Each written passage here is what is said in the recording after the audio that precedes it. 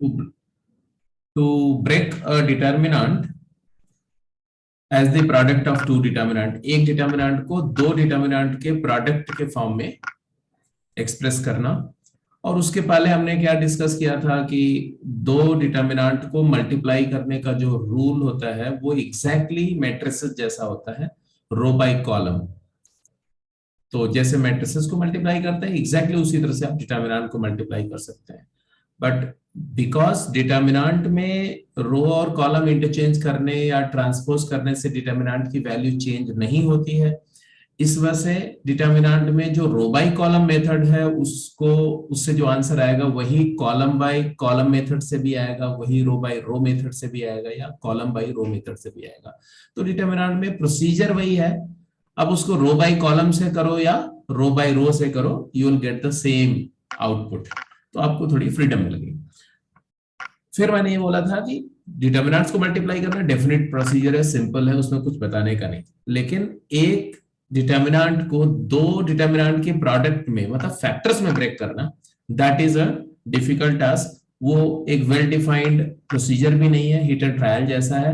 तो उसके लिए कुछ स्टेप्स या कुछ गाइडलाइंस हैं जिनको आप फॉलो करेंगे तो आप थोड़ी प्रैक्टिस के बाद में करने लग पड़ेंगे।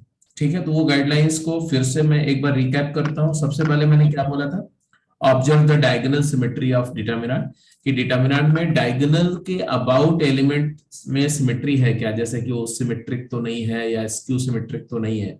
क्योंकि अगर सिमेट्रिक होगा तो सिमेट्रिक इंटू सिमेट्रिक में ब्रेक होगा, या तो non symmetric into non symmetric में ब्रेक होगा। ऐसा नहीं हो सकता कि एक सिमेट्रिक फैक्टर आ जाए और दूसरा नॉन सिमेट्रिक आ जाए। ऐसे स्क्यू सिमेट्रिक है तो आपको पता चलेगा कि वो दोनों डिटर्मिनेंट जो बनेंगे फैक्टर, उनमें से कम एक सिंगुलर होगा, कम से कम एक की वैल्यू डिटर्मिनेंट की 0 होगी। तो डायगोनल सिमेट्री देखो, observe the symmetry of element, element का सिमेट्री देख करके क्यों साइक्लिक टाइप के हैं तो वहां से भी हिंट मिलता है। ठीक है, and make sure whether I जेथ element of the given determinant can be written as the dot product of two vectors like ri, ith row vector dot jth column vector। ऐसा हम उसको ब्रेक कर सके। उसको ब्रेक करने के लिए ऑब्वियसली उसमें 3 टर्म होंगे, फिर हर टर्म को आप दो दो प्रोडक्ट में ब्रेक करेंगे और फिर जाकर के वो होगा। तो एक एग्जांपल में आपने देखा भी था, तो आपको रिलेट कर सकते हैं। तीसरी बात क्या बताई, ये था ना कि R I dot C J, ijth element को पिक करेंगे और उसको हम एक दो वेक्टर का प्रोडक्ट में लिखेंगे, उससे हमें प्री फैक्टर की आईएथ रो मिल जाएगी और पोस्ट फैक्टर का जेथ कॉलम मिल जाएगा। या रो बाय रो कर रहे हैं तो 2 रोज मिल जाएंगी, ith row and jth row. While applying the step 2, जब किसी एक स्पेसिफिक एलिमेंट को एक रो और एक कॉलम वेक्टर में या एक रो और एक रो वेक्टर में ब्रेक कर रहे होंगे, तो हमें यह भी देखना पड़ेगा कि उससे जो ऑब्टेन्ड रोज या कॉलम्स हैं उनके कॉरेस्पॉन्डिंग कोई दूसरा एलिमेंट जो डायगोनल पे नहीं है, मान लो, वो फॉर्म हो रहा है कि नहीं फॉर्म हो रहा है। तो थोड़ा काउंटर चेक भी करते चलेंगे। जैसे एक क्वेश्चन हम लोगों ने करके देखा था, evaluate the determinant by breaking into product of two. जैसे ऐसा था ax plus B Y, A Y plus B Z, A Z plus B X plus C Y, B Y plus C Z, B Z plus C X and so on. तो इसमें अगर देखो आप तो ये साइक्लिक सिमेट्री है, X Y Y Z Z X, A B B C C A, ठीक है। बट डायगोनल के अबाउट सिमेट्री अभी सच नहीं दिख रही है, मतलब ये सिमेट्रिक डिटर्मिनेंट नहीं है बट साइक्लिक है। तो जैसे कोई फर्स्ट एलिमेंट कोई ले लो, ये फर्स्ट एलिमेंट 1 1 एलिमेंट लिया, तो 1 1 एलिमेंट को हमने 2 फैक्टर में ब्रेक कर दिया। ठीक है, तो इफ आई कंसीडर 1 1 एलिमेंट, ये पूरा डिस्कशन हो चुका था, जस्ट मैं रिकैप कर रहा हूं। A11, A22, A33, मतलब डायगोनल एलिमेंट को हम चूज कर रहे हैं, और 1 1 एलिमेंट को अगर लिया तो ऐसा है ना, ax प्लस बी वाई, तो इसमें a b से हमने रो बनाई और x y से कॉलम बनाया। अब थर्ड एलिमेंट हमने 0 ले लिया। अब यहाँ जरूरी नहीं है कि दोनों में 0 लिया जाए, एक जगह 0 होना मस्ट है। अगर यहाँ 0 लेंगे तो यहाँ पर हम z भी रख सकते हैं, और अगर यहाँ पर c ले रहे हैं तो यहाँ पर हम 0 करेंगे। तो आपके पास चॉइस होगी। ठीक है, ऐसा कर दिया, 1 1 एलिमेंट को लिख दिया तो उससे हमारा एक रो एक कॉलम आ गया। अब मैं 2 एलिमेंट को देखो, बी वाई सी जेड है तो बी सी 0 एक बना दिया रो, वाई जेड 0 दूसरी रो कॉलम बन गया। A33 से सी ए 0 एंड जेड एक्स 0। और इस बात को पूरी तरह से अगर अप्लाई करो तो आपको दोनों फैक्टर आइडेंटिफाई करके मिल जाते हैं। पहला कि ए बी 0 बी सी 0 सी ए 0, और इधर आ गया x y 0 y z 0 z x 0। Although यहां पर अगर आप जेड एक्स वाई लिख दो तो भी कोई फर्क नहीं पड़ेगा, रिजल्ट प्रोडक्ट करके वही आएगा, सेम आएगा। ठीक है, कहने का मतलब यह है कि अगर मैं एक ऐसा मैट्रिक्स लेता हूं, डिटर्मिनेंट नहीं, अगर मैं एक मैट्रिक्स लेता हूं ऐसा 3/2 का, ए बी बी सी सी ए, ये है 3/2। और एक मैट्रिक्स ऐसा लेता हूं, ऐसा x y z y z x. एक बहुत अच्छी प्रॉब्लम जो एडवांस लेवल की बन जाएगी यहां से देखो, 2/3। तो ये 3/2 है, ये 2/3 है। इनके प्रोडक्ट्स, अगर इसको मैं बोलता हूं मैट्रिक्स ए, इसको बोलता हूं मैट्रिक्स बी, तो ए इंटू बी जो होगा वो एक 3/3 मैट्रिक्स बनेगा सी। और वो मैट्रिक्स हमेशा सिंगुलर होगा, it will be always singular. क्यों?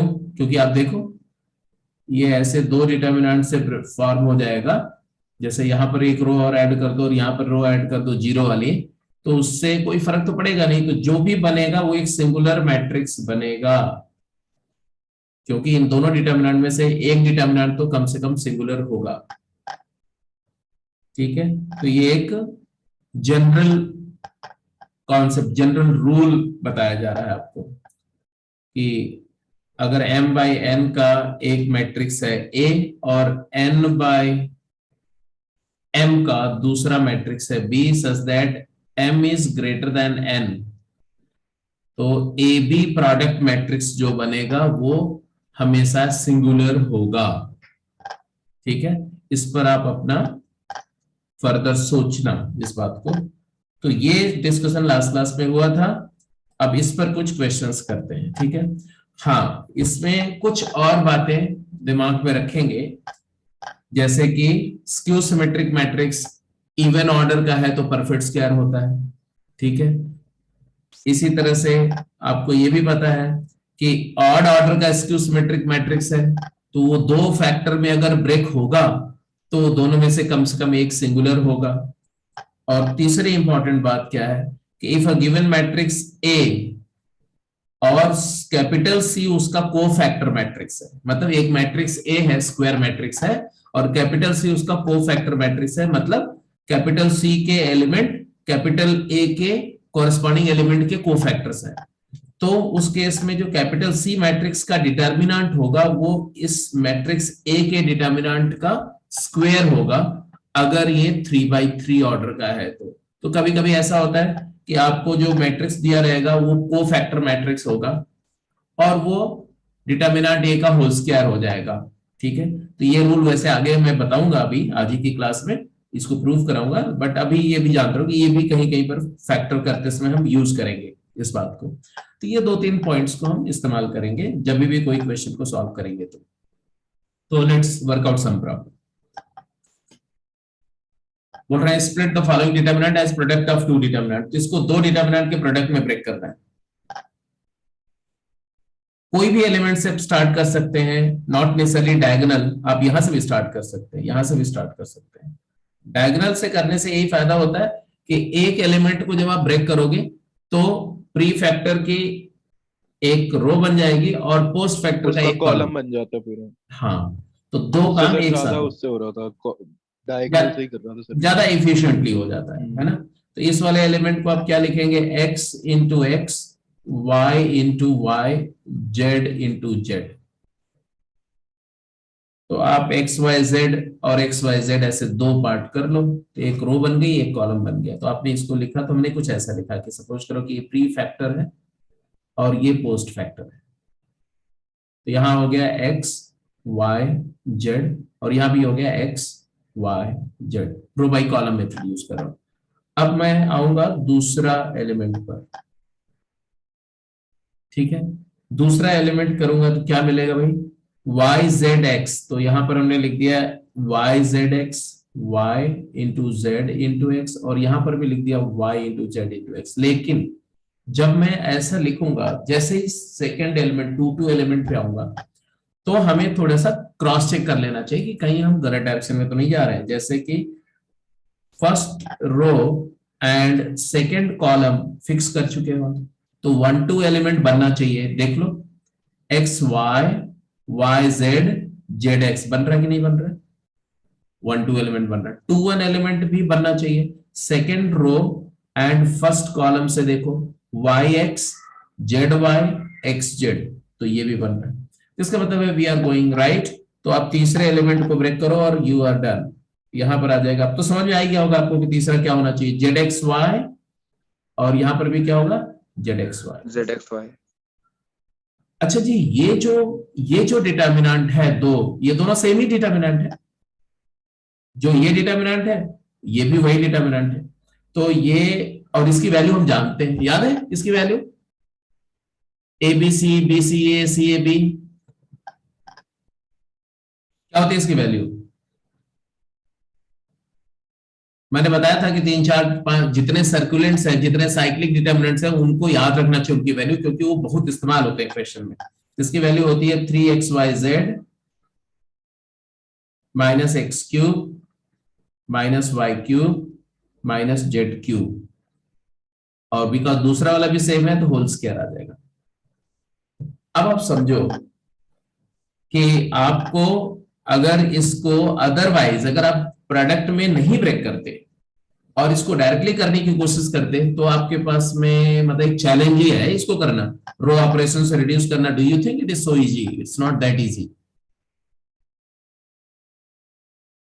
तो इस तरह की सिचुएशन को, इस तरह के डिटर्मिनेंट को इवेलुएट करने के लिए प्रोडक्ट में ब्रेक करना ही पड़ेगा आपको। हाँ, ब्रेक करने के बाद इसको अगर ये नहीं आपको याद है तो हो जाएगा।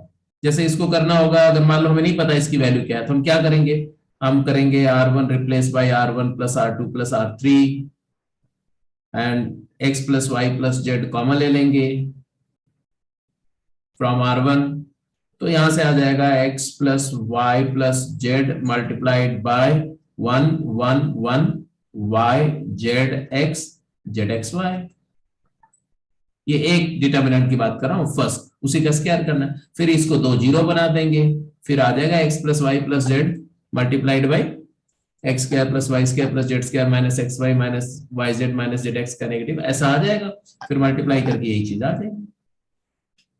तो हार्डली मैटर्स कि आप आगे कैसे एक्सपैंड करेंगे, ठीक है।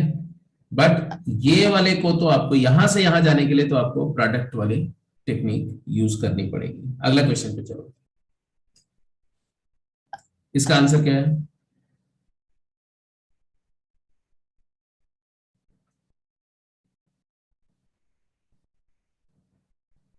इस डिटर्मिनेंट को इवेलुएट करना है, break into product and evaluate. जैसे अगर मैं इसको ब्रेक करूं तो क्या नजर आएगा, ए जीरो है। बी जीरो, एंड यहां पे कॉलम करोगे तो आएगा बी सी जीरो, ऐसा। और अगर इसको ब्रेक करूंगा तो क्या नजर आएगा, ए बी जीरो और ए बी जीरो, है ना। तो अगर कोई बोले कि इसको हमें ब्रेक करना है 2 फैक्टर में, तो I would place it like this. यहां पर ए बी जीरो, और यहां पर मैं लिखा ए बी। अब यहां पर जीरो जीरो भी लिख सकता हूं मैं, चलो सी लिख रहा हूं अभी for the timing, because I know that zero into C भी जीरो ही आएगा, राइट। अब इसको लिखना है मुझे, BC0। First row second column, ये सेकेंड कॉलम था, कॉलम 2 है ना, जब इससे मैंने ब्रेक किया था। अभी तो हमने फर्स्ट रो के कॉरस्पॉन्डिंग लिखा है, जो भी लिखा है इसके कॉरस्पॉन्डिंग, दिस इनटू दिस।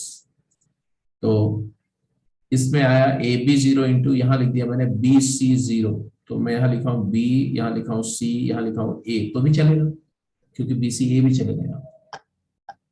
तो फर्स्ट रो सेकंड कॉलम आ गया। बट अगर मुझे ये वाला एलिमेंट चाहिए तो क्या चाहिए, बी स्क्वायर सी स्क्वायर। तो यहाँ बी सी है तो यहाँ पर क्या लिखना पड़ेगा, बी सी जीरो। तो B C zero second row second column B C A, तो बी स्क्वायर सी स्क्वायर प्लस जीरो। अब तो तीसरा अपने आप दिखेगा आपको, ए बी बी सी, तो साइक्लिक है तो सी ए जीरो, और यहां पर क्या लिख दें, सी ए बी। तो I got the answer, because इसकी एक कॉलम जीरो है तो इसकी वैल्यू जीरो हो गई, इसकी कुछ भी वैल्यू हो प्रोडक्ट करना है तो जीरो ही आएगा, तो आंसर तो जीरो आ गया। अब हाँ ये जरूर है कि ये जो थर्ड रो है यहाँ पर हम कुछ भी रखेंगे कोई फर्क नहीं पड़ेगा। तो मैं a b c b C a c A b रखूं या 0 0 0 रखूं या एक्स वाई जेड रखूं, that doesn't make any difference, क्योंकि उसका इधर के जीरो एलिमेंट से हमेशा प्रोडक्ट होगा और आंसर जीरो। तो ये भी हो गया। Go to the next question. हाँ जी, ये दो क्वेश्चन है, फटाफट जल्दी से करिए, क्विक, थर्ड एंड फोर्थ।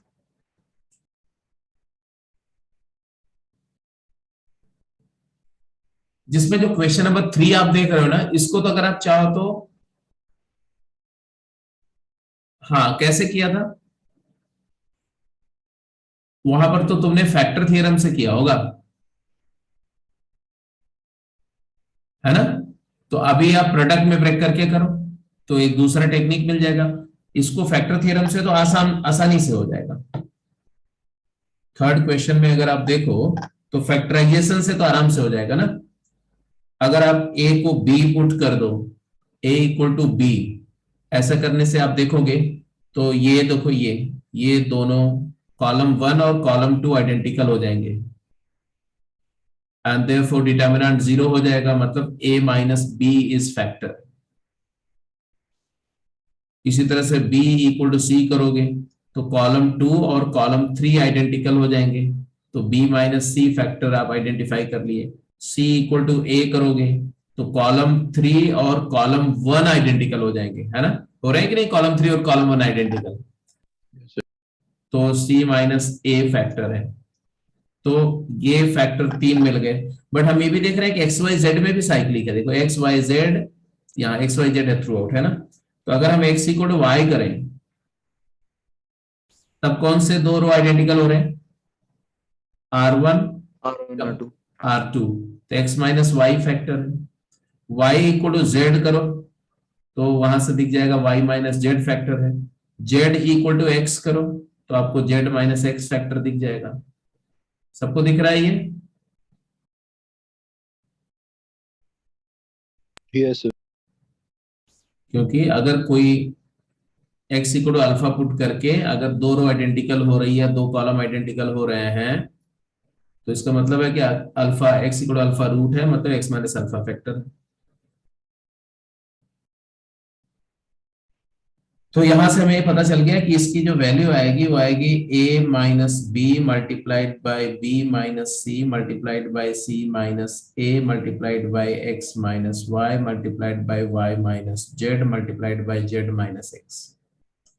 साथ के साथ आपको ये भी ऑब्जर्व होना चाहिए कि ये क्वाड्रेटिक है, ये क्वाड्रेटिक है, ये क्वाड्रेटिक है, एक्चुअली इसका एक्सपेंशन 6th डिग्री का होगा, it will be A 6th degree cyclic expression in A, B, C, X, Y, Z। मतलब A, B, C में क्यूबिक है और X, Y, Z में भी क्यूबिक है, ऐसा cyclic cubic.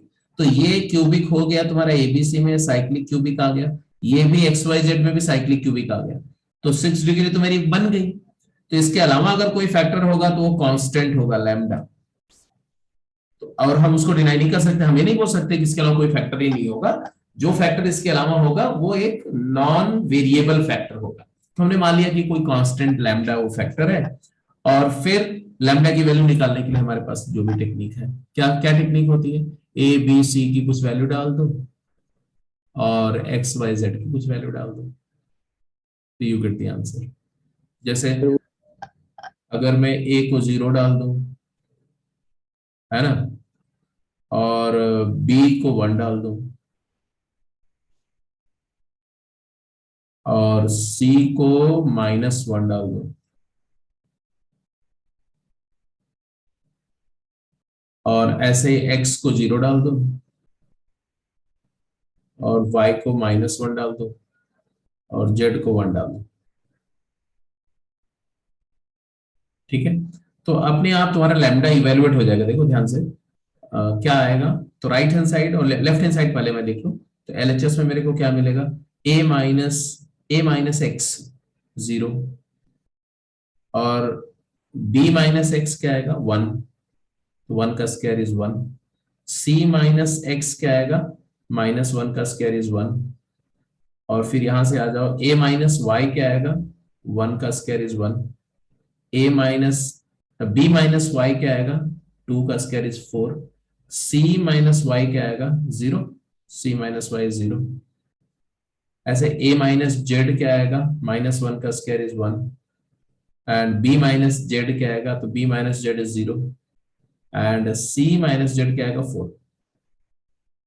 It is equal to, right side में देखो तो lambda times a minus b क्या आएगा, a minus b is -1, b minus c is 2, and c minus a is -1, x minus y is 1, y minus z is -2, and z minus x is 1।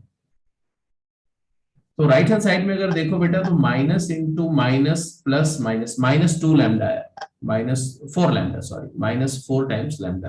And what you get in LHS, LHS में क्या आएगा, तो अगर आप चाहो तो expand कर दो इसको, C3 replace by C3 minus C2 कर लो, फिर एक्सपैंड कर लो, 1 माइनस 1 यहाँ 0 आ जाएगा, और यहाँ पर 0 माइनस 4, तो यहाँ पर -4 आ जाएगा, यहाँ पर तो सेम ही रहेगा, फिर एक्सपैंड करो तो ये एक ही एक्सपेंशन, 1 टाइम्स 4 प्लस 4 8 -8, यहां से लैम्डा की वैल्यू 2 आ जाएगी। इसका मतलब फाइनली आपको मिला कि ये एक्सपेंशन की वैल्यू क्या है, यहाँ लैम्डा हटा दो और यहाँ क्या लिख दो 2, तो ये डिटर्मिनेंट की वैल्यू है 2 times a minus b into b minus c into c minus a into x minus y into y minus z into z minus x। तो ये हमने प्योरली फैक्टराइजेशन के कॉन्सेप्ट से सोचा इसको। बट आप देखो कि अगर इसको आपने दो डिटर्मिनेंट के प्रोडक्ट में ब्रेक करने का बारे में सोचा, तो it becomes so easy, one shot में खत्म हो जाता है। किसी ने किया? हो गया सर। हाँ, वेरी गुड। क्या किया? तो पहले तो मतलब A minus X whole square है उसको ओपन कर दिया। A square -2a into X plus X square, तो इससे हमने इसको ब्रेक किया तुमने ऐसा कि ए स्क्वायर एंड -2a एंड 1। तो अब मैं अगर ऐसे लिखना चाहूं ना, तो ऐसे लिखूंगा ए स्क्वायर -2a 1, और उधर क्या लिखूंगा 1x x square, 1x x square, 1x x square. ऐसे जब हम इस वाले टर्म को जाएंगे तो a की जगह b आ जाएगा, तो b स्क्वायर -2b 1, तो यहां पर हमारा हो जाएगा 1y y स्क्वायर। फिर सिमेट्री है, a की जगह c, तो b की जगह c हो जाएगा c स्क्वायर -2c 1, और वहां क्या आ जाएगा 1z z स्क्वायर। इसके बाद क्या करना है, तो यहां से -2 कॉमन ले लो, -2 कॉमन ले लो, और इसके बाद भी इसको भी, ये जो दूसरा, ये तो ये वाला मेथड तो हो ही चुका था। इसके बाद क्या आएगा, तो ये जो आ रहा है A square a1 b square b1 c square c1, इसको अगर आप चाहो तो अलाइन कर लो, 1a a square 1b b square 1c c square कर सकते हैं।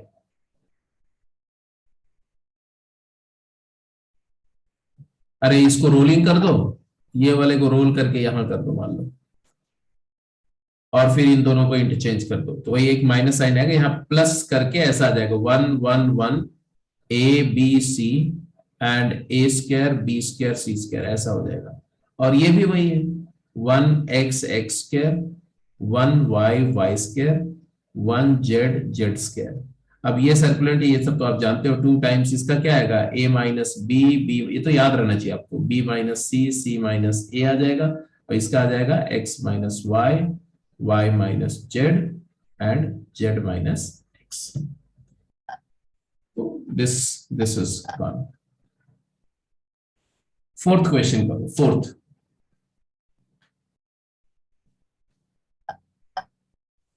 फोर्थ क्वेश्चन के जल्दी से आंसर करो। तो प्रोडक्ट में काफी सारा मतलब कि डिस्कशन हो गया, अब आप कोई भी क्वेश्चन अपने आप भी ट्राई कर सकते हो प्रोडक्ट का, and then let's move to matrices का जो दूसरा बचा हुआ पार्ट है। फटाफट जल्दी से चौथे का आंसर करके बताओ उसको।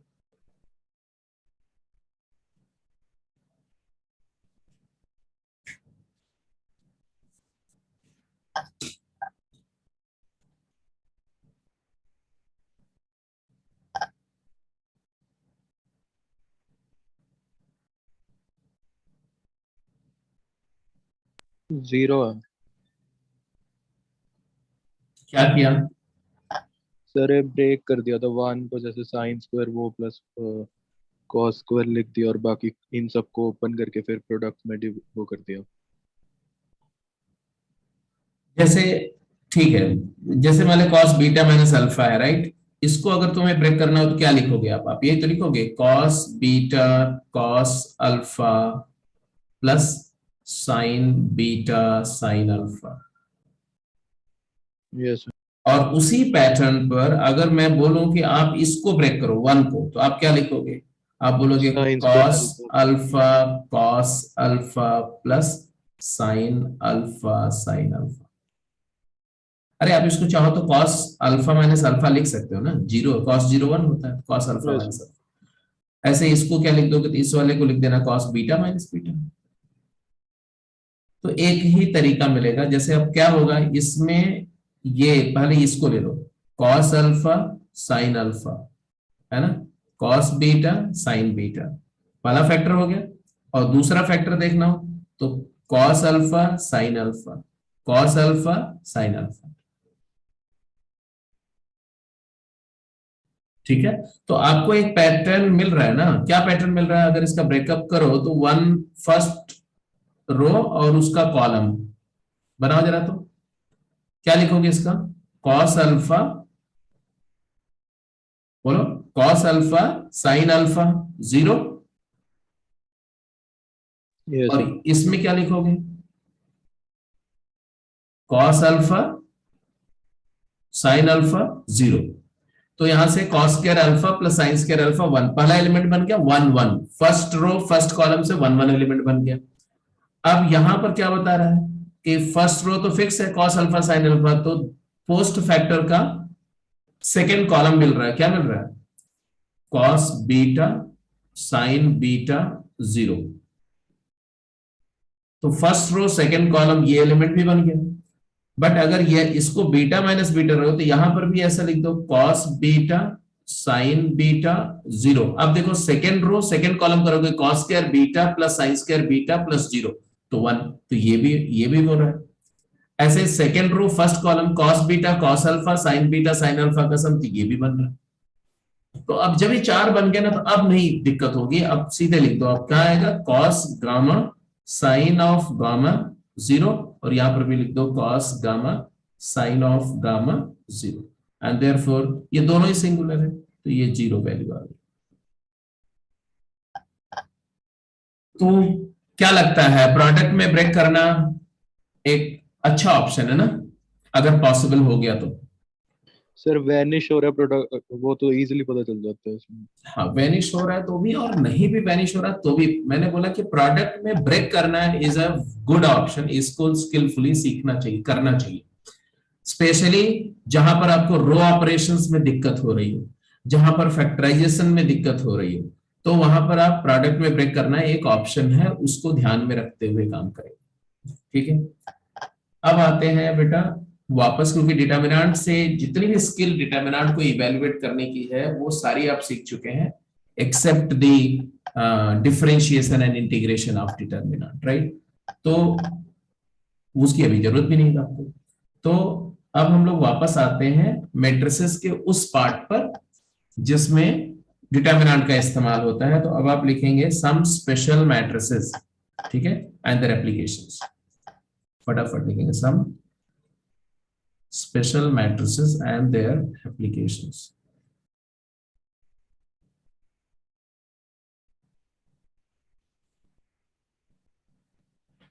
तो सबसे पहले I will begin with cofactor matrix.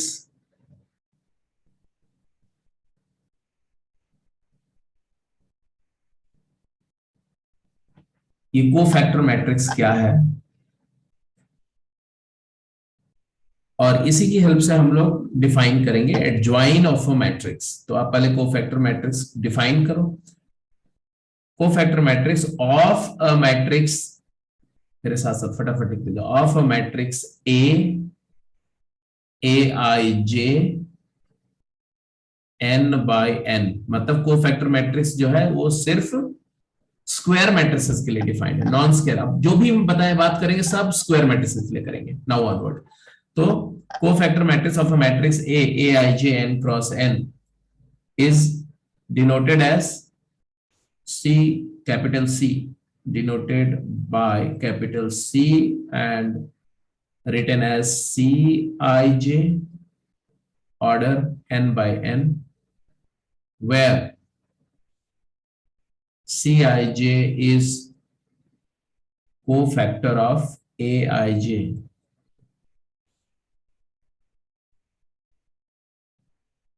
in matrix capital A। कहने का मतलब बहुत सिंपल है, किसी स्क्वायर मैट्रिक्स के हर एक एलिमेंट को उसके कॉरेस्पॉन्डिंग कोफैक्टर से रिप्लेस करके जो मैट्रिक्स बनता है that is called cofactor matrix. तो मैं एक सिंपल सा 2x2 का और एक 3x3 का एग्जांपल लेके हम लोग पहले वर्कआउट करते हैं। पहले 2x2 का एग्जांपल लेते हैं। मान लो आपको मैं मैट्रिक्स देता हूं A which is AB and CD। मैंने बोला इस मैट्रिक्स का कोफैक्टर मैट्रिक्स लिखो, तो आप क्या लिखोगे, कैपिटल C। तो A11 एलिमेंट का कोफैक्टर क्या, 11 एलिमेंट का कोफैक्टर होगा D। तो मैंने यहां लिख दिया D, 11 एलिमेंट को उसके कोफैक्टर से रिप्लेस कर दिया। और 22 एलिमेंट का कोफैक्टर क्या होगा, A। तो यहां पर A आ गया। एंड 12 एलिमेंट का कोफैक्टर क्या है, -C। तो यहां पर नेगेटिव C आ गया और यहां पर नेगेटिव B आ गया। क्या समझ में आया, क्या समझ में आया कि अगर आपको कोई 2x2 मैट्रिक्स का 2x2 मैट्रिक्स का कोफैक्टर मैट्रिक्स लिखना है तो आपको करना क्या है, आपको जो डायगोनल एंट्रीज हैं, डायगोनल एलिमेंट को आपने क्या करना है, इंटरचेंज करना है। सिर्फ ऐसे इन दोनों को इंटरचेंज करना है जस्ट। और जो नॉन डायगोनल एलिमेंट हैं उनको इंटरचेंज भी करना है और उनका साइन भी रिवर्स करना है। इनको इंटरचेंज करके और साइन रिवर्स कर देना। तो आप इंस्टेंट लिख सकते हो ना, जैसे अगर मैं बोलता हूं कि ये मैट्रिक्स है 2 4 1 9, अगर ये A है तो C क्या होगा, तो आप तुरंत लिख जाओ। C क्या होगा जी, 9 2 -1 -4। तो 2x2 का कोफैक्टर मैट्रिक्स इंस्टेंट लिख सकते हो आप, ठीक है। 3x3 अगर है और उसका कोफैक्टर मैट्रिक्स लिखना है 3x3 का, तो आपको थोड़ा सा समय लगेगा, है ना। जैसे कि आपका A मैट्रिक्स ऐसा मैं देता हूं 1 1 2 1 1 1, ऐसा लिख दो। चलो जल्दी से आप लिख के बताओ, 1 1 1 1 2 4 1 3 9। इसका कोफैक्टर मैट्रिक्स लिखो जरा, तो फटाफट जल्दी से।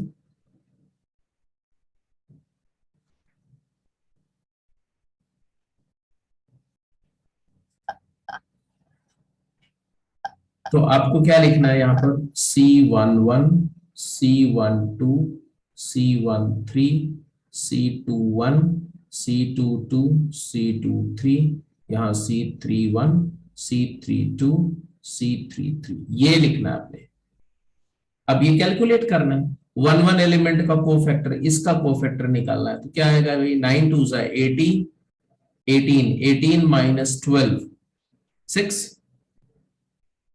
18 माइनस 12 is 6, तो ये तो 6 हो गया। अब फिर कोफैक्टर में माइनर के साथ एक साइन एसोसिएटेड होता है, उसी का ध्यान रखना होता है। माइनर निकालने में तो आप बिल्कुल प्रैक्टिस्ड हो। तो जो डायगोनल एलिमेंट में कोफैक्टर और माइनर सेम होता है, तो डायगोनल एलिमेंट पहले फटाफट लिख दिया मैंने। इसका 2 2 का क्या आएगा कोफैक्टर, तो 9 माइनस 1 8, 3 3 का कोफैक्टर क्या आएगा इस एलिमेंट का, 2 माइनस 1 1, ये 3 तो फटाफट लिख दिया मैंने। अब इसके बाद में आते हैं 1 2 का कोफैक्टर क्या आएगा, इस एलिमेंट का कोफैक्टर क्या आएगा, -6। हाँ 1 2 का इसका कोफैक्टर लिखना है, तो आप क्या लिखेंगे, 9 माइनस 3 6 का नेगेटिव -6, तो यहाँ पर हम -6 लिखा जाएगा। और 1 3 का कोफैक्टर, इसका कोफैक्टर लिखना है, तो 4 माइनस 2 2, ये 2 2 1 का कोफैक्टर लिखना है, इस वाले का कोफैक्टर लिखना है -5। तो 9 माइनस 4 5, -5 हो गया। एंड 2 3 का लिखना है, इस वाले एलिमेंट का कोफैक्टर लिखना है, कोफैक्टर मतलब इस ये 2 3 है ना, 5 ऑड पोजीशन है तो नेगेटिव आएगा, ये चला जाएगा, तो क्या 4 माइनस 1 3 का -3। 3 1 का लिखना है, इसका लिखना है, तो ये गया तो 3 माइनस 2 1, 3 प्लस 1 4 है, इवन है तो माइनर और कोफैक्टर सेम रहेगा। और 3 2 एलिमेंट का लिखना है, लास्टली 3 2 एलिमेंट का, तो इस एलिमेंट का कोफैक्टर लिखने का मतलब है कि 3 माइनस 1 2 -2। तो I hope you know that Cij is -1 to the power I plus j times minor of that element Mij। तो यही चीज को आपको बार बार क्रिएट करना पड़ेगा इसको।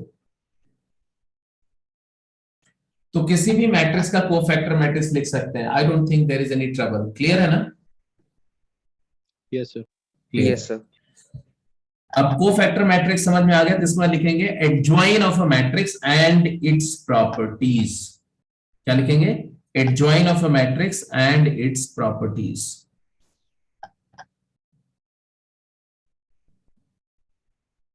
एडजॉइन ऑफ मैट्रिक्स ए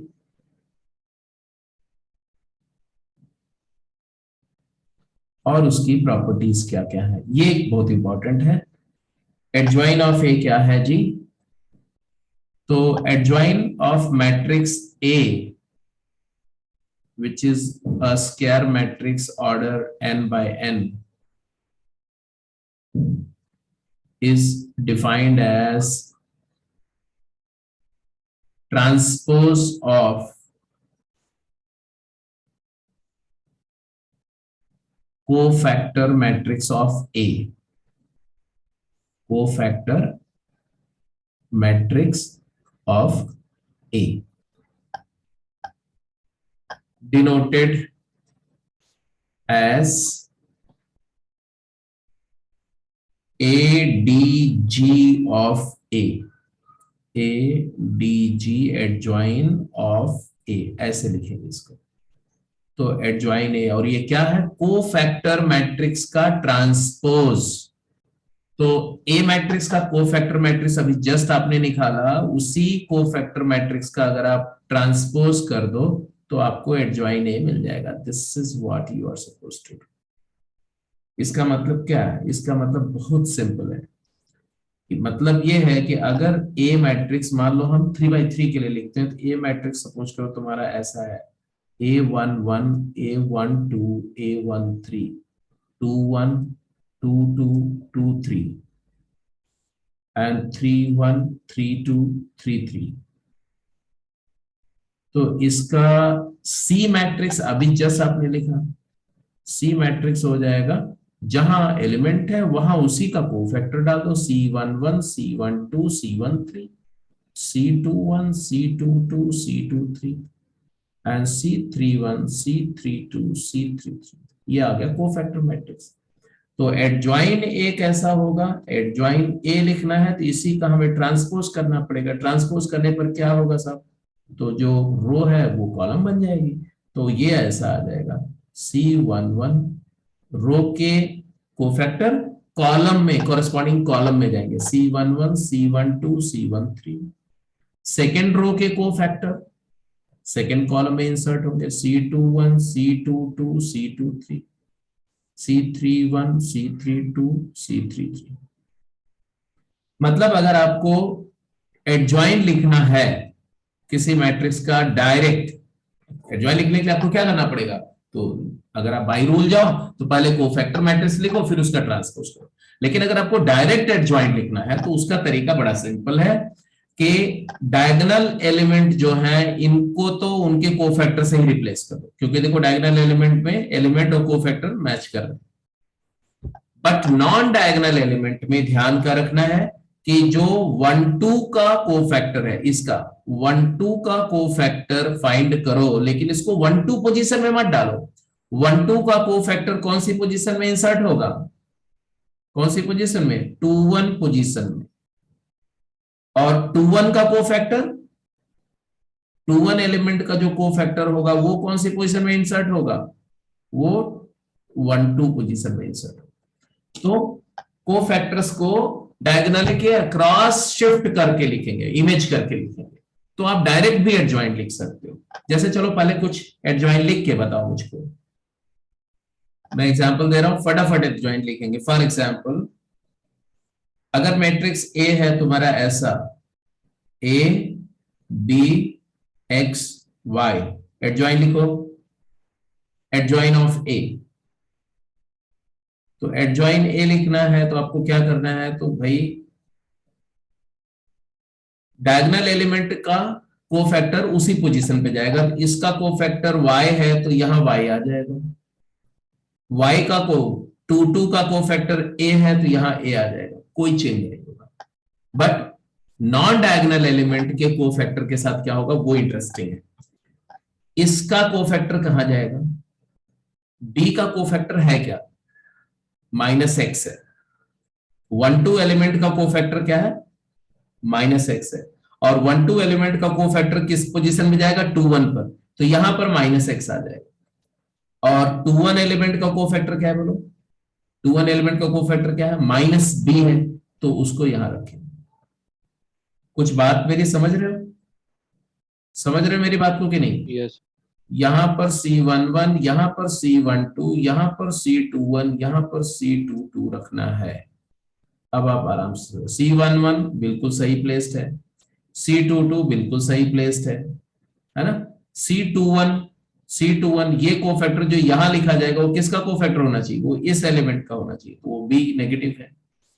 तो आपको कुछ कुछ रूल मिला, डायरेक्ट कोई तरीका मिला 2 2 मैट्रिक्स के लिए, 2 by 2 मैट्रिक्स के लिए एडजॉइंट लिखने का डायरेक्ट तरीका क्या है, ये एलिमेंट को तो डायरेक्टली इंटरचेंज करना है, डायगोनल प्रिंसिपल डायगोनल को डायरेक्टली इंटरचेंज कर दो, और ऑफ डायगोनल को इंटरचेंज मत करो, ऑफ डायगोनल को जस्ट नेगेटिव कर दो। प्रिंसिपल डायगोनल को इंटरचेंज कर दो और ऑफ डायगोनल के एलिमेंट को जस्ट -1 से मल्टीप्लाई कर दो, you will get the adjoint of A for 2 by 2 matrix. 2 by 2 की बात कर रहा हूं मैं 3 by 3 के लिए नहीं बोल रहा हूं। 3 by 3 तो आपको प्रॉपर्ली करके दिखाना पड़ेगा। जैसे एक दे रहा हूं, जरा लिख के बताओ, 3 by 3 का एडजॉइंट लिखो, वही वाला लेके चलते हैं, है ना। ए मैट्रिक्स मैंने आपको क्या दिया था बेटा, अभी जस्ट थोड़ी देर पहले दिया था। ए मैट्रिक्स क्या दिया था, 1 1 1 1 2 4 1 3 9। इसका एडजॉइंट लिखो, इसका एडजॉइंट लिखो। अभी आपने कोफैक्टर लिखा था तो एडजॉइंट लिखने में आपको टाइम नहीं लगेगा, जल्दी लिख के हाँ बताओ। जी सर। इसका एडजॉइंट तुम्हारा आ गया होगा, फटाक से लिख दें, यस सर। बोलते जाओ। 6 6 यहाँ सर, नीचे 1 6 है। 6 के 2 1 एलिमेंट क्या है? -6 तो फिर 3। 2 ये फर्स्ट रो वाला फर्स्ट कॉलम में डाल रहे हो ना? को मतलब एडजॉइंट बता Yes. रहे हो कि कोफैक्टर बता रहे हो? सर एडजॉइंट हाँ, कोफैक्टर का ट्रांसपोज। ओके, यहाँ तो -5 अब देखो, जैसे आप उसको वहां से रेफर कर रहे हो, अगर मान लो मुझे रेफर नहीं करना होता, मैंने डायरेक्ट लिखना होता, तो मैं क्या करता? मैं ऐसे बोलता, इसका को पहले तो इसका कोफैक्टर बताओ, इसका कोफैक्टर बताओ, ऐसे देख के बताओ डायरेक्ट। तो 18 माइनस 9 माइनस 1 8, तो यहाँ 8 लिख दिया मैंने। इस 9 का कोफैक्टर 2 माइनस 1, यहाँ 1 लिख दिया, तो ये 3 कर दिया। अब इसका कोफैक्टर लिखना है, इसका कोफैक्टर मेरे को दिख रहा है कि 9 माइनस 3 का नेगेटिव -6 है, तो इसको यहां लिखेंगे, तो यहाँ -6 लिख दिया। ऐसे इसका कोफैक्टर क्या आएगा वो भी देख लो, ये गया और ये गया, तो 9 माइनस 4 -5 है ना? 9 माइनस 4 5 होता है, बट ये ऑड पोजीशन है तो -5 है, तो यहाँ -5 लिख दिया। समझ रहे हो कि नहीं मेरी बात को? यस सर ऐसे ही इसका कोफैक्टर क्या आएगा, इस एलिमेंट का कोफैक्टर क्या आएगा? तो 4 माइनस 2 2 आएगा, तो इसका कोफैक्टर 1 3 का कोफैक्टर 3 1 पोजीशन पे आएगा। ऐसे 3 1 का कोफैक्टर 3 1 एलिमेंट का कोफैक्टर कहां आएगा, लिखो। 3 1 एलिमेंट का कोफैक्टर निकालो। 1 1 3 पोजीशन आया 3 माइनस 2 1, तो 1 आया, तो ये 1 3 पोजीशन पे 1 आ जाएगा। ऐसे इस एलिमेंट का कोफैक्टर लिखो जल्दी से, इस एलिमेंट का कोफैक्टर लिखो, ये गया 4 माइनस 1 इज 3, बट ये ऑड पोजीशन है तो -3 आएगा, तो -3 यहां लिखा जाएगा। यस और इसका कोफैक्टर लिख दो, बात खत्म हो गई। 3 माइनस 1 2 माइनस 2, -2 तो ये आ गया। ये कौन सा मैट्रिक्स है आपका? एडजॉइन ए। ये कौन सा मैट्रिक्स था? ए। और ये कौन सा मैट्रिक्स है? एडजॉइन ए। अब मैं आपसे एक क्वेश्चन पूछ रहा हूं जल्दी से, find determinant of A and determinant of adjoint A. जरा करके बताओ जरा, तो एडजॉइन ए का डिटर्मिनेंट और ए का डिटर्मिनेंट निकाल के दिखाओ।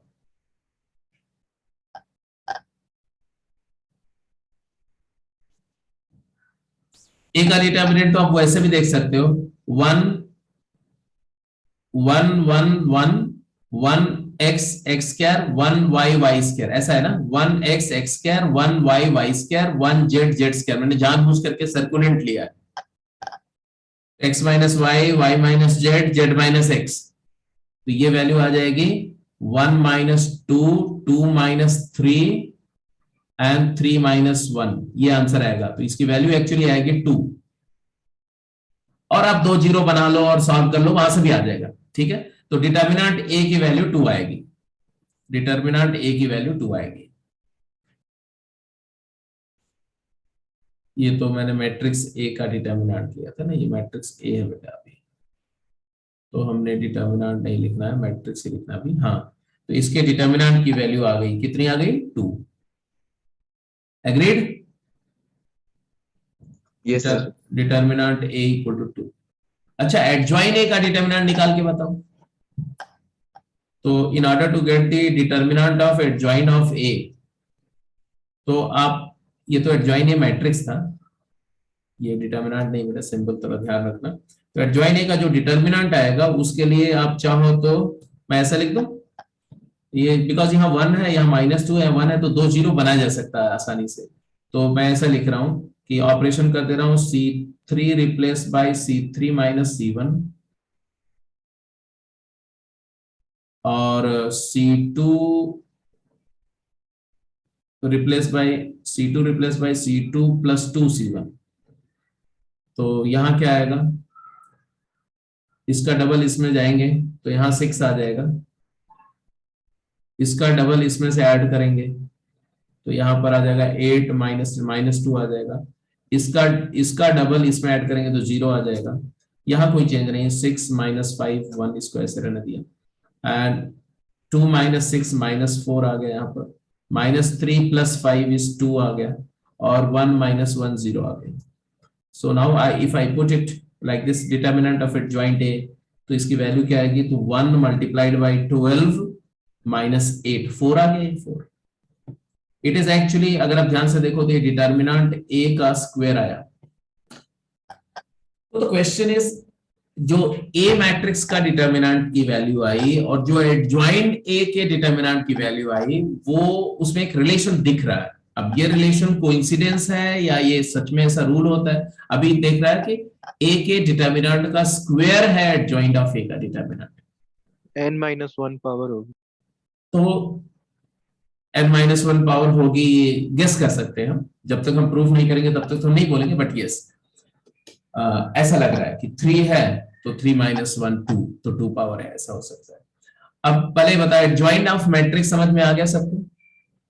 Yes sir. किसी मैट्रिक्स का कोफैक्टर मैट्रिक्स निकालना, उसका ट्रांसपोज करके एडजॉइंट निकालना या डायरेक्टली एडजॉइंट लिखना, ये आ गया। तो अब आप लिखेंगे प्रॉपर्टीज ऑफ एडजॉइंट, और प्रॉपर्टीज ऑफ एडजॉइंट से पहले ये हटा दो, पहले ये सब नोट कर चुके हैं तो मैं इसको हटा रहा हूं, इसको भी हटा दिया। ये डिस्कशन हो गया, समझ में आ गया, तो let us get rid of this. अब प्रॉपर्टी पे आते हैं। ये सी मैट्रिक्स भी हटा दो ना, ये सी के तो जरूरत नहीं है, हमें सिर्फ ए और एडजॉइंट ए से अभी लेना देना है। तो we have kept only a and adjoint of a, that's it. तो अब आप लिखेंगे बेटा property of adjoint, properties of adjoint. तो अब जो जो प्रॉपर्टी मैं बोल रहा हूँ इसको फटाफट लिखते जाइए, और जो जरूरत पड़ेगी उसको प्रूफ भी करते जाएंगे। पहली property, first property, P1, A into adjoint of A is equal to adjoint of A into A, and it is equal to a scalar matrix determinant of A times identity matrix। ये proof करना है हमें। Proof करना है कि अगर किसी matrix को, किसी स्क्वायर मैट्रिक्स को उसके एडजॉइंट से चाहे प्री मल्टीप्लाई करें या पोस्ट मल्टीप्लाई करें, आपको एक स्केलर मैट्रिक्स मिलता है which is determinant A times identity. Means एक ऐसा मैट्रिक्स मिलता है जिसका ऑर्डर मैट्रिक्स ए के सिमिलर होगा, बट उसके वो स्केलर मैट्रिक्स होगा, डायगोनल एंट्री सारी डिटर्मिनेंट ऑफ ए होंगी। इसको प्रूफ करो जल्दी से।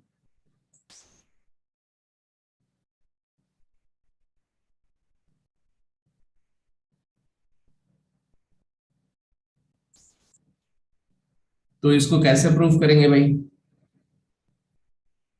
तो इसको प्रूफ करने के लिए आपको क्या करना होगा, यही देखो, ए को एडजॉइन ए से मल्टीप्लाई करना है तो क्या होगा, first row multiply to first column, क्योंकि मैट्रिसेस का प्रोडक्ट है, रो बाई कॉलम मेथड से होगा। तो करते जाते हैं एक एक part. First row first column क्या आएगा? अब देखो एडजॉइन का जो कॉलम है उसमें जो कोफैक्टर है वो फर्स्ट रो के, फर्स्ट कॉलम के कोफैक्टर, फर्स्ट कॉलम के एलिमेंट फर्स्ट रो के कोफैक्टर है। तो ये रो का एलिमेंट है और उसी के कोफैक्टर है। तो क्या आएगा भैया? अगर कोई आपसे बोले a into adjoin of a तो क्या आएगा? तो आप बोलोगे ऐसा आएगा, एक मैट्रिक्स आएगा जिसका पहला एलिमेंट आएगा a11 c11, a12 c12, a13 c13, और इनका सम। और ये होता क्या है, किसी भी रो के एलिमेंट को उसी के कोफैक्टर से मल्टीप्लाई करके ऐड करते हैं तो डिटर्मिनेंट ए होता है, डिटर्मिनेंट ए। डेल्टा हो गया, it is nothing but determinant of A, एक नंबर है जिसकी वैल्यू डिटर्मिनेंट ए के इक्वल है। अब फर्स्ट रो जब सेकेंड कॉलम से मल्टीप्लाई होगा तब क्या होगा बताओ? a11 c21 ए, हाँ, तो फर्स्ट रो का एलिमेंट है और सेकेंड रो का कोफैक्टर है, ये सेकेंड रो के कोफैक्टर है ना। तो अगर एलिमेंट किसी रो का है और कोफैक्टर किसी दूसरे रो के कॉरेस्पॉन्डिंग एलिमेंट का है तो प्रोडक्ट करके ऐड करके क्या आता है? जीरो। तो यहां पर जीरो आ जाएगा। फर्स्ट रो थर्ड कॉलम क्या आएगा? एलिमेंट है फर्स्ट रो का, कोफैक्टर है थर्ड रो का, है ना, वो भी जीरो आ जाएगा। ऐसे ही सेकेंड रो फर्स्ट कॉलम क्या आएगा? सेकेंड रो का एलिमेंट है फर्स्ट रो का कोफैक्टर है, जीरो आएगा। सेकेंड रो सेकेंड कॉलम क्या आएगा, सेकेंड रो का एलिमेंट और सेकेंड का कोफैक्टर, तो यहां डिटर्मिनेंट ए आ जाएगा और यहां 0 आ जाएगा। अब तो समझ में आ गया, यस यहाँ पर 0 आ जाएगा, यहाँ पर 0 आ जाएगा, यहाँ पर डिटर्मिनेंट आ जाएगा। डिटरमिनेंट।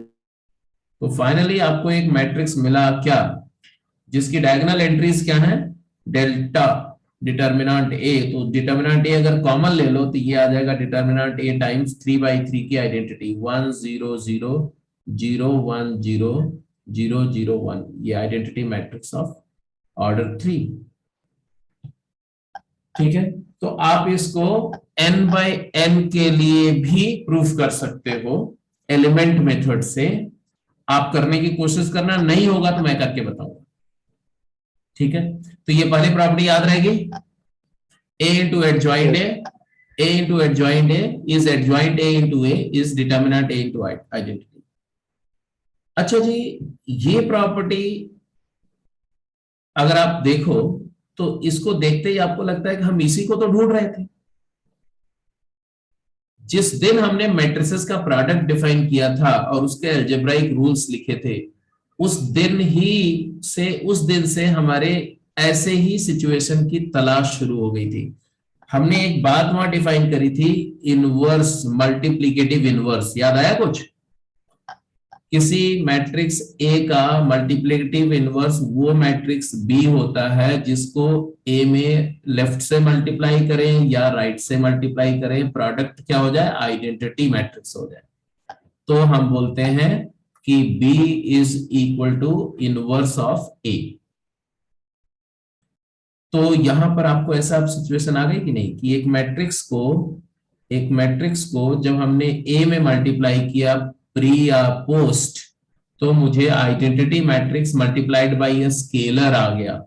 तो आ गया भैया, लिख दो प्रॉपर्टी 2 यहां से। क्या प्रॉपर्टी आई, प्रॉपर्टी 2 क्या आई भाई, इसी से कि I can claim that A multiplied by adjoint of A divided by a determinant A, ये is equal to adjoint A by determinant A multiplied by A is equal to identity। इसका मतलब क्या हमें इनवर्स मैट्रिक्स निकालने का formula मिला कि नहीं मिला? हमें मल्टीप्लिकेटिव इनवर्स मिल गया ना, तो आ गया। हाँ, तो लिख दो therefore inverse matrix of a matrix A, therefore A inverse मिल गया मुझको। A inverse is equal to adjoint of A और उसको reciprocal of determinant of A से डिवाइड कर देंगे। और obviously it is possible only and only कब, if and only if determinant A is not equal to 0। क्योंकि अगर determinant A 0 होगा तब ये डिवाइड होना पॉसिबल नहीं होगा, तब A और एडजॉइंट A का प्रोडक्ट एक नल मैट्रिक्स हो जाएगा, क्योंकि 0 into identity is null matrix. तो हमारा इन्वर्टिबिलिटी नहीं होगी। तो इन्वर्टिबिलिटी के लिए डिटर्मिनेंट मैट्रिक्स का नॉन सिंगुलर होना, ये कंडीशन आ गई। I think you can well understand it. ठीक है जी, तो एडजॉइंट आ गया, कैसे निकालते हैं समझ में आ गया। एडजॉइंट की पहली और सबसे यूजफुल प्रॉपर्टी समझ में आ गई, और वहीं से हमें इनवर्स मैट्रिक्स लिखना पड़ेगा। तो अब लिख ही लेंगे क्योंकि आपको समझ में तो आ ही गया। अब इसके बाद में अगली प्रॉपर्टीज क्या है वो फटाफट लिखते जाओ और प्रूफ करते जाओ, है ना। अगली प्रॉपर्टी 2 या 3 बोल दो, 3। थर्ड प्रॉपर्टी बोलती है बेटा कि एडजॉइन ऑफ, या ऐसा लिखो, determinant of adjoint of A is determinant A raised to the power n-1। Proof करो। ठीक है, हर एक को प्रूफ करो। मान लो ये क्वेश्चन है आपके लिए, where n is order of matrix, where matrix A is Aij और ऑर्डर उसका है n क्रॉस n। तो एडजॉइंट मैट्रिक्स का डिटर्मिनेंट की वैल्यू मैट्रिक्स ए के डिटर्मिनेंट की वैल्यू की पावर ऑर्डर -1 होती है। ऐसे इसको प्रूफ करेंगे, फिर ये प्रॉपर्टी 4 प्रूफ करेंगे आप। वो क्या है? Determinant of adjoint of A is equal to determinant A raised to the power n minus 1 का स्क्वायर। फिर आप ये प्रॉपर्टी प्रूफ करेंगे, adjoint A, किसी मैट्रिक्स का एडजॉइंट मैट्रिक्स निकालो, फिर जो आए उसका फिर से एडजॉइंट मैट्रिक्स निकालो, तो आपको जो आएगा वो मिलेगा डिटर्मिनेंट A की power n minus 2 times A matrix, मतलब वापस वही मैट्रिक्स आ जाएगा। तो 2 बार एडजॉइन करने पर वापस वही मैट्रिक्स आएगा multiplied by some scalar, and that scalar is determinant A to the power n minus 1। और ये प्रॉपर्टी भी लिख लो, दैट एडजॉइंट मैट्रिक्स निकाल रहे हो AB का, 2 मैट्रिसेस के प्रोडक्ट का एडजॉइंट निकाल रहे हो, तो वो रिवर्सल लॉ फॉलो करेगा, adjoint of B into adjoint of A हो जाएगा। एंड लास्टली एडजॉइंट ऑफ, अगर आप एडजॉइंट ऑफ A ट्रांसपोज कर रहे हो तो ये होता है एडजॉइंट A का होल ट्रांसपोज, मतलब किसी मैट्रिक्स का ट्रांसपोज करो फिर उसका एडजॉइंट निकालो, it is as good as कि पहले उसका एडजॉइंट निकाल के ट्रांसपोज करो। ठीक है, तो ये सब कुछ प्रॉपर्टीज हैं, या बोलो ये कुछ क्वेश्चंस हैं आपको करने, फटाफट शुरू हो जाएगी जल्दी से। जिसका जिसका होता जाए वो मुझे बताते जाओ कि ये वाला हो गया। थर्ड प्रॉपर्टी जैसे बोलो, थर्ड हो गया।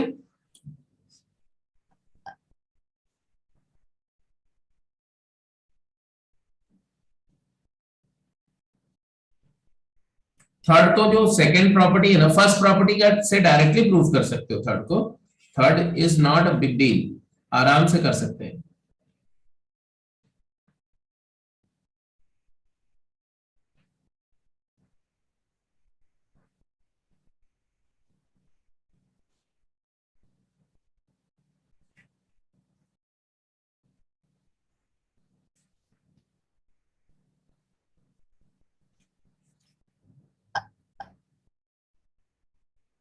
थोड़ा मैं हिंट देता हूं, अगर आपको टाइम लग रहा है सोचने में। तो आपको ये तो पता है ना कि मैट्रिक्स A और एडजॉइन ऑफ A को मल्टीप्लाई करके आपको मिलता है determinant of A times identity of order n। और आपको ये भी पता है कि अगर 2 मैट्रिसेस इक्वल हैं तो उनके डिटर्मिनेंट भी इक्वल होते हैं। And also you know that A equal to B means determinant of A equal to determinant of B।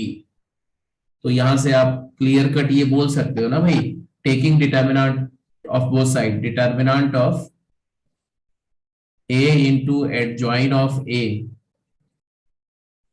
is equal to determinant of determinant A times identity। बोलो हाँ या ना, यहां तक ठीक है? यस। अब आपको ये भी तो पता है कि AB का डिटर्मिनेंट होता है determinant A into determinant B।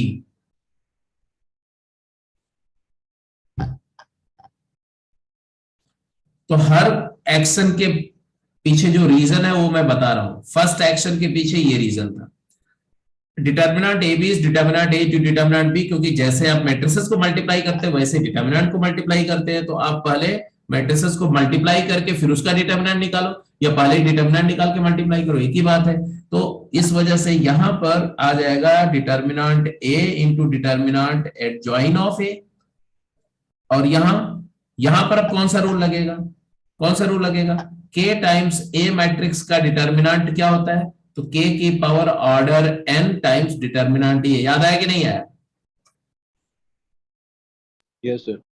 तो ये स्केलर डिटर्मिनेंट ये K है, तो इसको बाहर लाओगे तो आएगा डिटर्मिनेंट A की पावर ऑर्डर n है, तो n minus 1 times identity matrix का determinant. What is the determinant of identity matrix? 1। Yes, sir.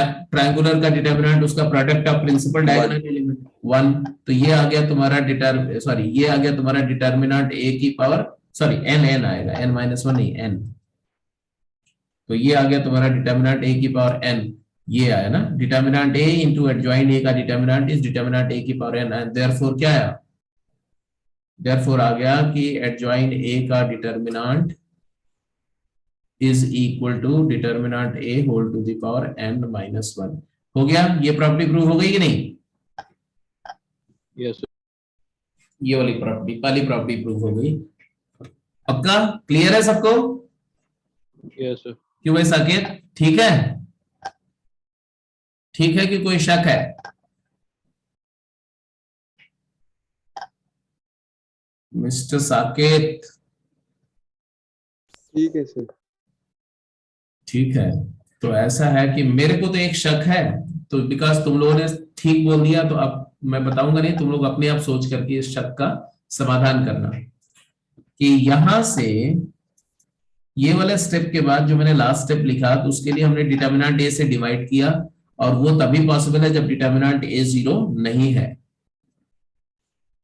तो ये जो आया क्या कंडीशनली आया ना, if determinant of A is not 0, Not 0.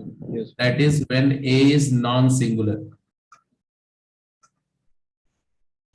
But ये प्रॉपर्टी उस केस में भी वैलिड है जब डिटर्मिनेंट ए 0 हो जाए या जब ए क्या हो जाए, सिंगुलर हो जाए, तभी भी ये वैलिड है। तो अब आपको सोचना है कि डिटर्मिनेंट ए 0 के केस में आप इस बात को कैसे प्रूफ करोगे, क्योंकि देखो डिटर्मिनेंट ए को अगर 0 बोलते हो तो उस केस में ये रिजल्ट तभी होल्ड करेगा, एडजॉइन ए का डिटर्मिनेंट इज डिटर्मिनेंट ए की पावर n माइनस 1, ये तभी होल्ड करेगा जब एडजॉइंट ए भी सिंगुलर हो जाए, है ना। एडजॉइंट ए को सिंगुलर प्रूफ करना पड़ेगा, तो वो आप कर लेना, आपके लिए होमवर्क हो गया, क्योंकि ये मैंने पूछा, मेरा डाउट है, तो इसलिए आपको करना है इसको, राइट। अब जरा फोर्थ पर जाओ, फोर्थ पे एडजॉइन ऑफ एडजॉइन ए का डिटर्मिनेंट, ये तो बहुत सिंपल है, ये तो आप में से हर कोई कर जाएगा। चलो किसका इसका हो गया,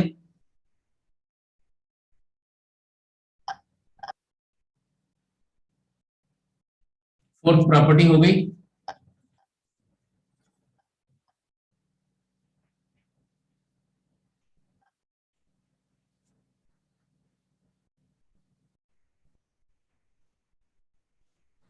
Yes, sir. सर पिछले का यूज करके यूज। पिछले का यूज करके हो जाएगा, करके बताओ कैसे, समझाओ मुझे, मैं जैसे जैसे आप बोलोगे इंस्ट्रक्शंस को मैं फॉलो करता हूँ आपके। Sir adjacent A into adjacent A का डिटरमिनेंट है, तो एडजेसेंट ए का एडजेसेंट नहीं, एडजॉइंट, एडजॉइंट, हाँ ऐसा नहीं बोल, एडजॉइंट ए है तो एडजॉइंट ए को पहले मैंने बोला कि आसान तरीका तो एक लेट एडजॉइंट ए को बी मान ले, एक नया मैट्रिक्स होगा बी मान लो उसको, तो एलएचएस जो तुम लिख रहे हो लेफ्ट हैंड साइड, उसको आप क्या लिखोगे, determinant of adjoint of B. अच्छा, एडजॉइंट का और मैट्रिक्स का ऑर्डर तो सेम ही होता है, तो जो ए का ऑर्डर है वही बी का ऑर्डर होगा, बी का ऑर्डर, ठीक है। तो डिटर्मिनेंट एडजॉइंट बी क्या हो जाएगा, ये हो जाएगा डिटर्मिनेंट बी की power n minus 1 by the property 3, और therefore it is determinant of B, क्या था, बी था एडजॉइन ऑफ ए की पावर n माइनस 1। अब फिर से वही वाली प्रॉपर्टी लगा दो, क्या आ जाएगा, एडजॉइन ए के डिटर्मिनेंट की वैल्यू क्या होगी भाई, तो एडजॉइन ए के डिटर्मिनेंट की वैल्यू होगी डिटर्मिनेंट ऑफ ए की power n minus 1 whole to the power n minus 1। I hope you got the answer कि डिटर्मिनेंट a की पावर n माइनस 1 का स्क्वायर हो गया। तो it was simple, I think कोई दिक्कत नहीं किसी को, क्लियर है ना, फोर्थ प्रॉपर्टी भी सबको क्लियर है।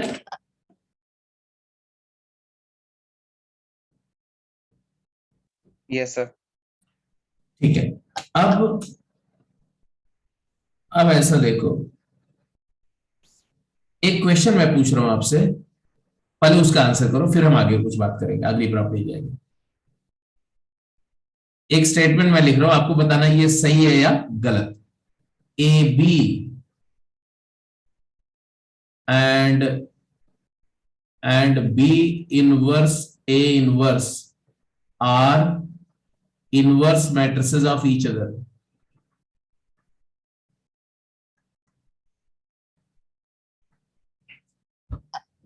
मैंने एक स्टेटमेंट दिया कि ये वाला मैट्रिक्स और ये वाला मैट्रिक्स एक दूसरे का इनवर्स मैट्रिक्स है।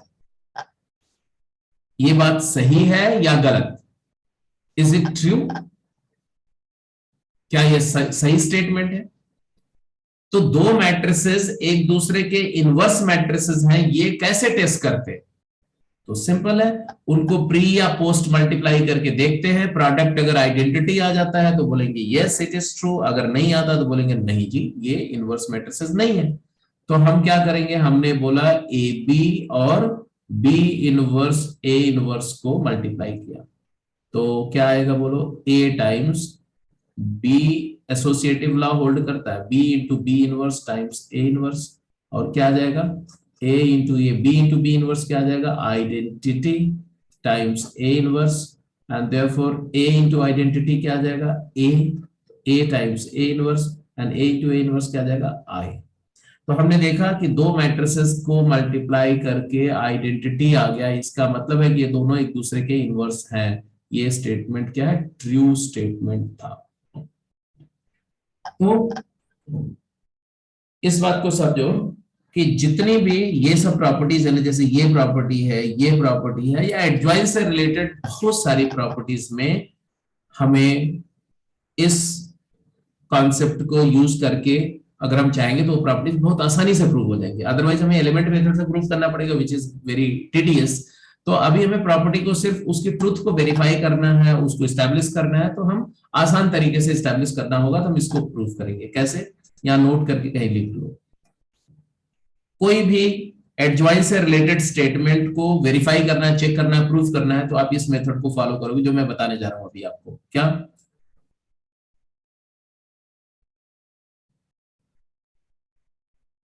adjoint of A is nothing but determinant A times A inverse। True है कि फॉल्स?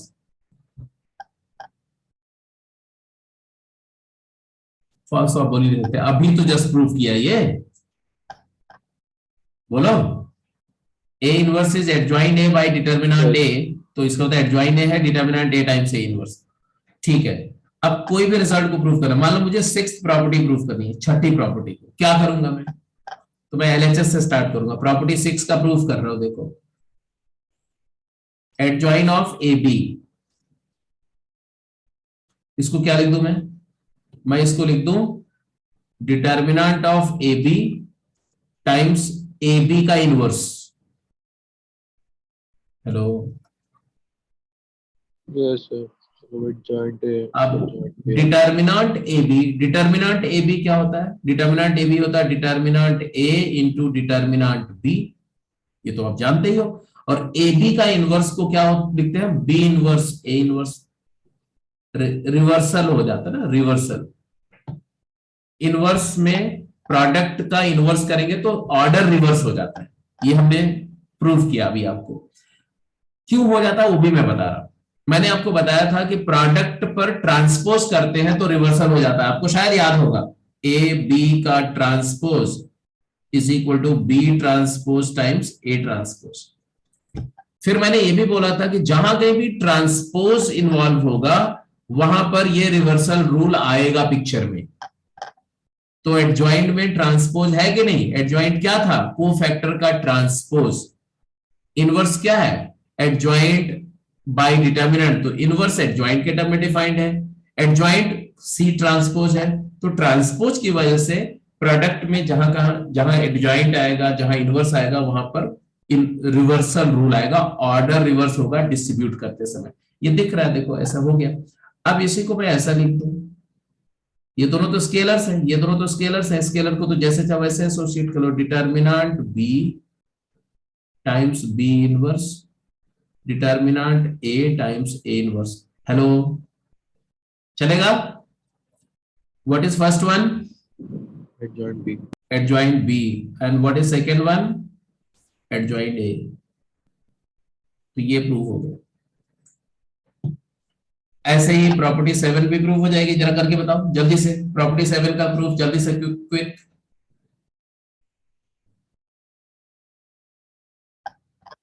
प्रॉपर्टी 7 और एक प्रॉपर्टी और लिख देता हूं, उसको भी कर दो, प्रॉपर्टी 8,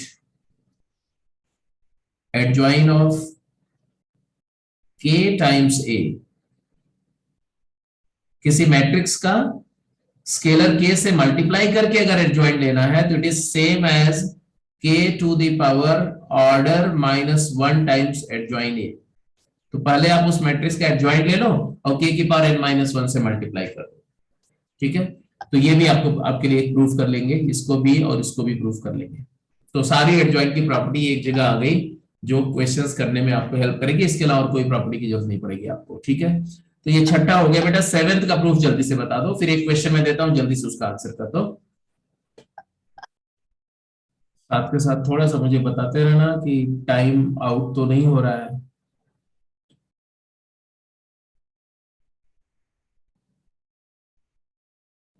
वेडनेसडे के टेस्ट में तुम्हें हमेशा टेस्ट की चिंता रहती है। सर ये खत्म हो जाएगा चैप्टर?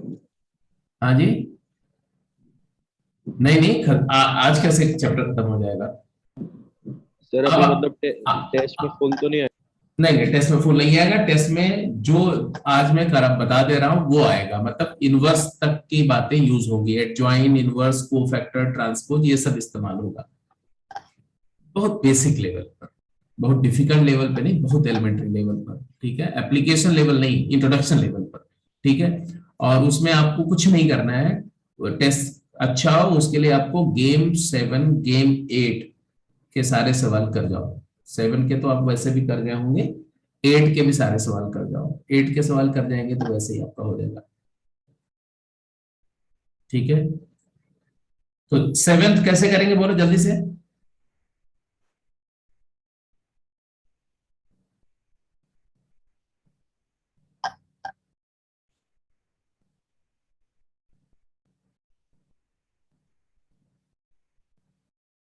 एडजॉइन ए ट्रांसपोज है, LHS, प्रॉपर्टी 7 की बात कर रहा हूं।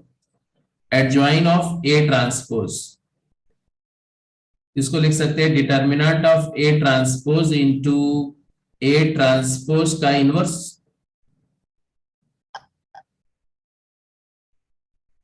बोलो। Yes sir. ये जस्ट यहां से, जस्ट वही एक ही बात मैं बार बार यूज कर रहा हूं। कौन सा? Adjoint of A is equal to determinant A times A inverse, बस यही बात को मैं बार बार यूज कर रहा हूं, प्रॉपर्टी नंबर 2।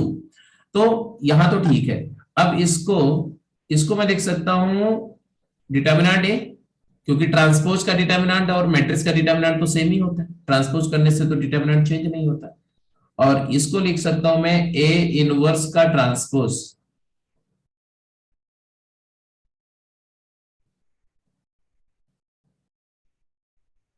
बोलो। Yes sir. कैसे, क्यों लिखा ऐसा? फिर से मैं वही आर्ग्यू करूंगा। देखो आर्ग्यूमेंट मेरा बहुत सिंपल है। मैंने क्या लिखा? आप बोलोगे सर ऐसा कैसे लिख दिया? आपने कैसे लिख दिया कि ए ट्रांसपोज का इनवर्स जो है वो ए इनवर्स का ट्रांसपोज है।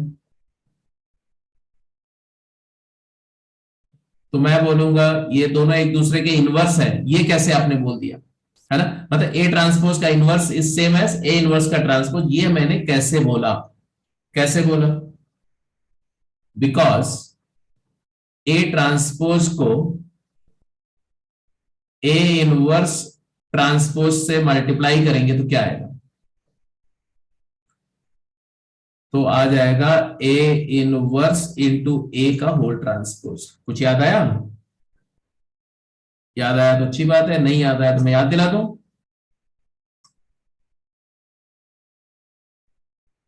बिकॉज ए बी का ट्रांसपोज करते हैं तो क्या आता है? B transpose into A transpose ना, रिवर्सल। तो मैंने कुछ नहीं किया, ट्रांसपोज को डिस्ट्रीब्यूट करेंगे तो क्या आएगा? ए का ट्रांसपोज लेफ्ट में चल जाएगा, इनवर्स का ट्रांसपोज आएगा, यही वाला बन जाएगा, ये वाला। और ए इनवर्स ए क्या होता है? आई होता है। आई का ट्रांसपोज क्या होगा? आई होता है। तो हमने क्या प्रूफ किया? हमने प्रूफ किया कि ए ट्रांसपोज को ए इनवर्स ट्रांसपोज में मल्टीप्लाई करेंगे तो आइडेंटिटी बन गई, मतलब ये दोनों एक दूसरे के इनवर्स है। इसका मतलब है कि ये वाला स्टेटमेंट सही है कि ए ट्रांसपोज का इनवर्स लेंगे तो ए इनवर्स का ट्रांसपोज आएगा। अब यहां क्या आया देखो, आपको ये भी पता है कि k इंटू ए का ट्रांसपोज क्या होता है, ये होता है k टाइम्स ए ट्रांसपोज। पहले पहले मल्टीप्लाई करो कांस्टेंट से, स्केलर से, और फिर ट्रांसपोज लो, या ट्रांसपोज लेके मल्टीप्लाई करो, एक ही बात है। इस वजह से इसी को हम ऐसे भी लिख सकते हैं कि determinant a into A inverse का transpose and therefore it is adjoint a का ट्रांसपोज। तो a ट्रांसपोज का एडजॉइंट इज एडजॉइंट a का ट्रांसपोज, ये प्रूव हो गया। तो मैंने ये प्रूव हो गया, देखो ये प्रूव हो गया और ये प्रूव हो गया, ये सारी प्रूव हो गए। सिर्फ अभी दो प्रॉपर्टीज मैंने अभी प्रूव नहीं करी है, वो आपके लिए मैं होमवर्क दे रहा हूं कि आप अपने आप इनको प्रूव करने के ट्राई करना। एक ये आपके लिए होमवर्क है, और एक ये वाली लास्ट वाली, ये लास्ट वाली तो आसान है, ये वाली प्रूफ ये भी आसान ही है, डिफिकल्ट कोई नहीं है, डिफिकल्ट कोई नहीं, तो दोनों ही कर सकते हैं, आपकी मर्जी। जैसे लास्ट वाला तो बहुत ही आसान है, ये वाला प्रूफ करना बहुत ही आसान है। जैसे अगर अभी तुरंत एक लाइन में कर लो, LHS जो है उसको क्या लिखोगे आप, k टाइम्स a का determinant into k times a का इनवर्स, फिर ये k बाहर आएगा, k की पावर n होगा इंटू डिटर्मिनेंट a हो जाएगा, और यहां पर आ जाएगा 1/k और a इनवर्स हो जाएगा। फिर ये आ जाएगा तुम्हारा k की पावर n-1 इंटू a का डिटर्मिनेंट इंटू a इनवर्स, और यही हो जाएगा k की power n-1 into adjoin of a। तो आज की क्लास का बेसिक पर्पस जो था वो था कोफैक्टर मैट्रिक्स समझना, एडजॉइंट मैट्रिक्स समझना, एडजॉइंट मैट्रिक्स की सारी प्रॉपर्टीज समझना, और फिर एडजॉइंट से इनवर्स कैसे मिला मेरे को, है ना, वो समझना कि इनवर्स आप किसी भी मैट्रिक्स का स्क्वायर इनवर्स मैट्रिक्स आप निकाल सकते हो, प्रोवाइडेड कि वो नॉन सिंगुलर हो, और इन्वर्टिबिलिटी की कंडीशन में नॉन सिंगुलैरिटी क्यों है ये भी आपको समझ में आ गया होगा। ठीक है, तो अभी एक छोटा सा क्वेश्चन करो और ये वाली क्लास को आज यहीं पर समराइज कर देंगे। क्वेश्चन बड़ा सिंपल है, जल्दी आंसर करो, ठीक है। तो मैं क्वेश्चन लिख रहा हूं, फटाफट आंसर करेंगे आप। क्वेश्चन है जी, if P is a matrix given as 1 alpha 3 and 1 3 3 and 2 4 4, ये 3x3 का मैट्रिक्स है, and it is P is the adjoint of a matrix A, वो भी 3x3 का ही होगा, such that the determinant of A is given as 4, then evaluate alpha की value क्या होगी, जल्दी बताओ, quick. Then evaluate the value of alpha।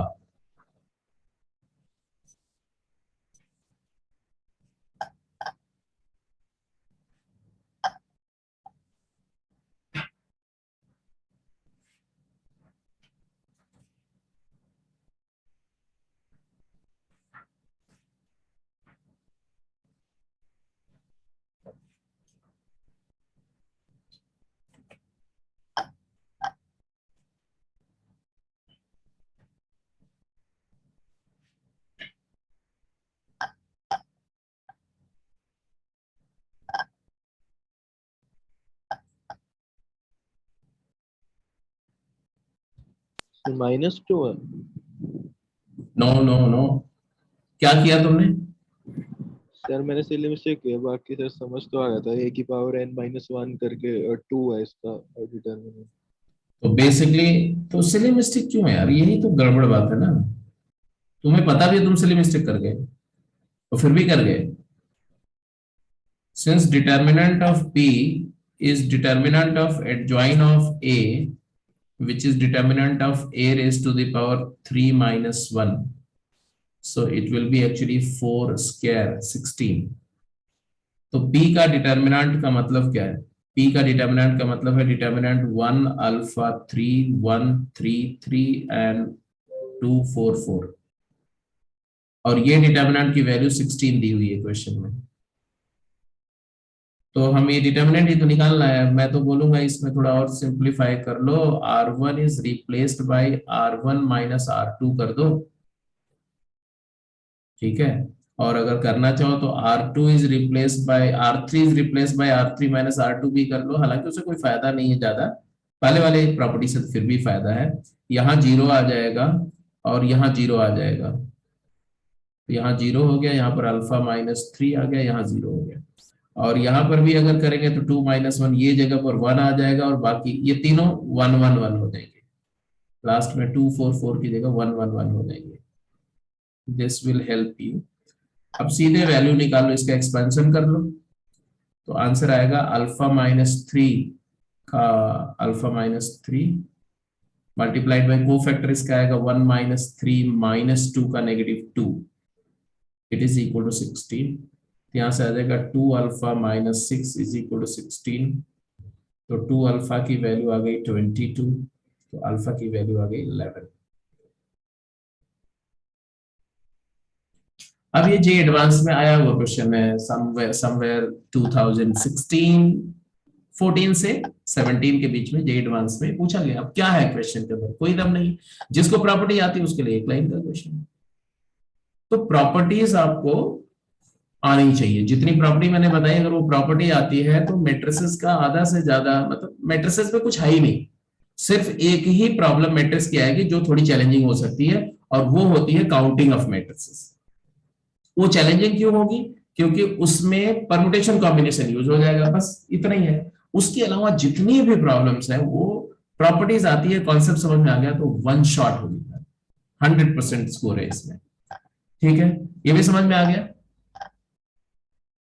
ठीक है। तो एक और मैट्रिक्स, कुछ स्पेशल मैट्रिक्स एक दो है, बता दो उसको या छोड़ दूं क्लास को यहीं पे?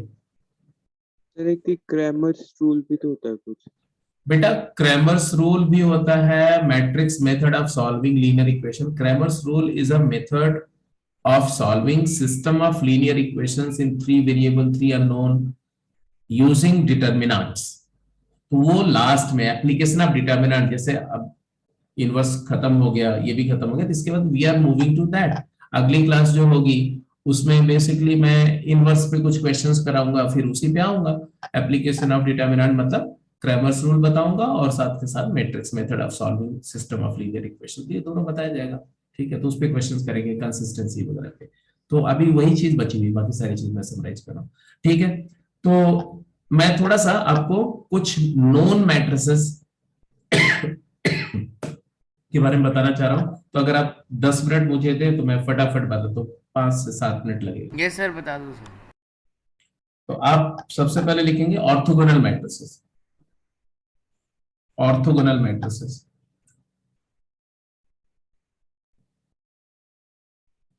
ये जितने भी मैट्रिसेस अभी मैं बता रहा हूं आपको, इनमें से कोई भी नेम से नहीं पूछा जाएगा, बट उसकी प्रॉपर्टीज आपको पता होनी चाहिए। इसका यूज जेईई में बहुत फ्रीक्वेंटली होता है। ऑर्थोगोनल का मतलब क्या होता है? ऑर्थोगोनल का मतलब क्या होता है? ऑर्थोगोनल मैट्रिसेस वो मैट्रिसेस हैं, ऑर्थोगोनल वर्ड जो है वेक्टर में आपने पढ़ा था ना, या कर्व्स में पढ़ा था कि when two curve intersect at right angle then they are called orthogonal, when two vectors are perpendicular they are called orthogonal। Because matrices जो है वो रोज एंड कॉलम का अरेंजमेंट होती है, rows and columns are also called as vectors. इसलिए orthogonal matrices में speciality क्या होती है कि उनकी रोज जो होती है वो ऑर्थोगोनल वेक्टर्स होते हैं, ऑर्थोगोनल यूनिट वेक्टर्स होते हैं more precisely. But anyway definition थोड़ी डिफरेंट तरीके से आएगी, बाद में प्रॉपर्टी में आपको सारी बात समझ में आएगी। तो आप फटाफट लिखेंगे a square matrix A is called orthogonal, a square matrix A called orthogonal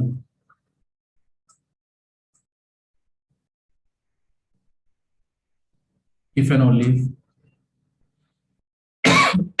A multiplied by A transpose is A transpose multiplied by A is equal to identity।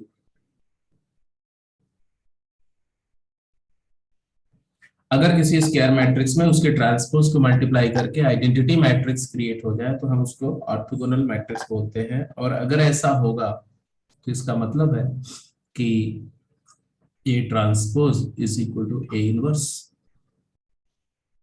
ये मैट्रिसेस स्पेशल क्यों है?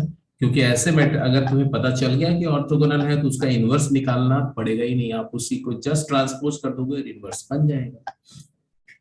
फॉर एग्जाम्पल, वैसे तो तमाम orthogonal matrices, infinite many orthogonal matrices आप create कर सकते हो, बट एक बहुत ही कॉमन सा एग्जांपल है। अगर मैट्रिक्स ए में ऐसा दे रहा हूं आपको, cos theta sin theta negative sin theta cos theta, ठीक है। आपने अगर गेम सॉल्व करी होगी तो उसमें इस मैट्रिक्स को लेकर के एक क्वेश्चन भी था, सेकंड या थर्ड गेम में, प्रोडक्ट ऑफ मैट्रिसेस पे। अच्छा क्वेश्चन था, जिसमें आप ऐसे मैट्रिसेस को अगर आप ए अल्फा और ए बीटा लेते हैं, मल्टीप्लाई करते हैं, तो A alpha into A beta is A alpha plus beta बन जाता है। ये हुआ क्वेश्चन ऐसा। एनीवे, ये हो गया ए, है ना, ये ऑर्थोगोनल है। This is orthogonal matrix. क्यों? क्योंकि ए और ए ट्रांसपोज का प्रोडक्ट करोगे, जैसे ए ट्रांसपोज निकालो तो क्या आएगा? ए ट्रांसपोज आएगा cos थीटा sin थीटा और sin theta minus sin theta cos theta. अब जरा इनको मल्टीप्लाई करो तो क्या आएगा बोलो? फर्स्ट रो फर्स्ट कॉलम 1 आएगा, first row second column cos minus sin sin cos 0 आएगा, सेकेंड रो फर्स्ट कॉलम 0 आएगा, सेकेंड रो सेकेंड कॉलम 1 आएगा। इट्स एन ऑर्थोगोनल मैट्रिक्स, ठीक है। प्रॉपर्टीज पे आते हैं, फटाफट इसी जल्दी से प्रॉपर्टीज समराइज कर लेते हैं। इसकी पहली प्रॉपर्टी कि ये नॉन सिंगुलर होते हैं, they are always non singular. मानते हो?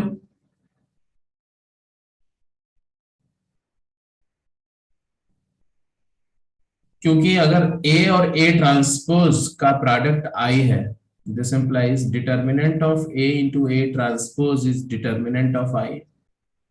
This implies determinant A into determinant A transpose is equal to 1, and this implies determinant A का square is 1, and this implies determinant A की दो ही possible value हो सकती है, या तो 1 या तो -1। तो जितने भी ऑर्थोगोनल मैट्रिसेस होंगे उनके डिटर्मिनेंट की वैल्यू या तो 1 होगी या तो -1 होगी। इसका मतलब मैं ये नहीं बोल रहा हूं कि अगर ऑर्थोगोनल मैट्रिक्स है तो उसका डिटर्मिनेंट +-1 होगा, लेकिन अगर +-1 डिटर्मिनेंट का कोई मैट्रिक्स है तो ऑर्थोगोनल होगा, ये जरूरी नहीं। मतलब कन्वर्सली कोई चीज को मत अप्लाई करना अनलेस इट इज प्रूव्ड, ठीक है। तो प्रॉपर्टी 1 क्लियर है, समझ में आ गया। तो भाई अगर डिटर्मिनेंट की वैल्यू 1 है या -1 है तो 0 तो नहीं हो सकती, तो नॉन सिंगुलरिटी तो खत्म हो गई, मतलब एस्टैब्लिश हो गई। दैट्स इट, क्लियर है। दूसरी इंपॉर्टेंट प्रॉपर्टी क्या है? Property 2, the element the elements of orthogonal matrix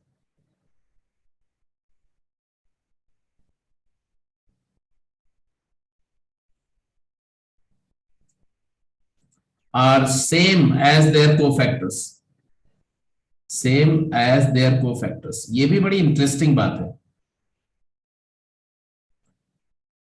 इसका कोफैक्टर क्या है? A11 का कोफैक्टर भी cos थीटा है ना, cos थीटा का cofactor cos theta, sin theta का cofactor minus sin theta, minus sin theta का कोफैक्टर sin थीटा।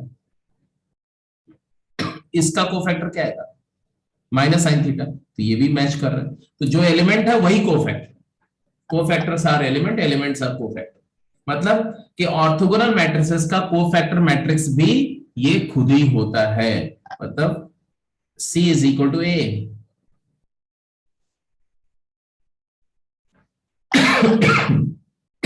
तीसरी इंपॉर्टेंट प्रॉपर्टी इसकी क्या है? रोज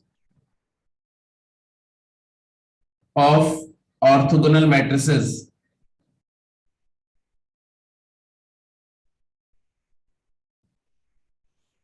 are orthogonal unit vectors. Orthogonal unit vectors. मतलब first row cos theta i cap plus sine theta j cap, second row क्या है minus sine theta i cap plus cos theta j cap. अब ये vector क्या है, ये unit vector है a1 और ये यूनिट वेक्टर है a2। यूनिट वेक्टर क्यों है, क्योंकि मैग्नीट्यूड दोनों का सेम है और इनका डॉट प्रोडक्ट लो ना a1 डॉट a2 तो 0 आएगा। इसका मतलब है कि इनके बीच एंगल कितना है 90। तो first r1 r2 unit vectors हैं और एक दूसरे के परपेंडिकुलर है, r2 r3 भी यूनिट वेक्टर्स हैं और एक दूसरे के परपेंडिकुलर है, r1 r3 भी यूनिट वेक्टर है और एक दूसरे के परपेंडिकुलर है। तो तीनों ऑर्थोगोनल यूनिट वेक्टर्स होंगे ऐसे, ठीक है। तो आप ऐसे बोल सकते हो कि r1 is unit vector, r2 is unit vector, r3 is unit vector और ये तीनों म्यूचुअली ऑर्थोगोनल यूनिट वेक्टर होंगे। ये r1 है, ये r2 है और ये r3 है। तीनों यूनिट वेक्टर है और तीनों एक दूसरे के म्यूचुअली परपेंडिकुलर है। मतलब एक अगर x एक्सिस के अलॉन्ग है तो दूसरा y के अलॉन्ग होगा, तीसरा z के अलॉन्ग होगा, ऐसे। ये पहचानने के लिए है। फॉर एग्जाम्पल अगर मैं ऐसा एक दे दूं, एक मैट्रिक्स A है, आपको बताना है कि ऑर्थोगोनल है कि नहीं। 1/3 2 -2 1 1 2 2 and -2 -1 2 test whether it is a orthogonal matrix or not। तो ये दो मैं बता दे रहा हूं, दो मैट्रिक्स दे दे रहा हूं, आप इसको चेक करके बता सकते हो। कैसे चेक करोगे कि ऑर्थोगोनल है कि नहीं।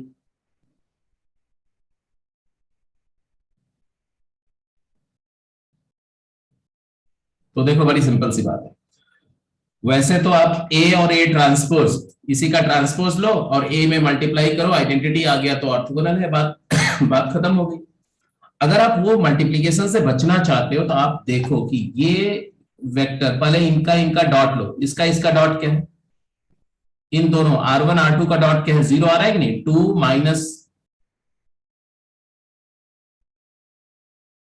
बोलो 1 2 2 है, डॉट 0 आ रहा है ना। ये 2 1 जा 2 -4 + 2 0 आ रहा है। सेकेंड एंड थर्ड रो का डॉट क्या रहा है, -2 + 4 0 आ रहा है। फर्स्ट और थर्ड का डॉट क्या रहा है, -4 -2 एंड नहीं -4 + 2 + 2 0 आ रहा है। तो तीनों म्यूचुअली ऑर्थोगोनल है, ये चेक हो गया।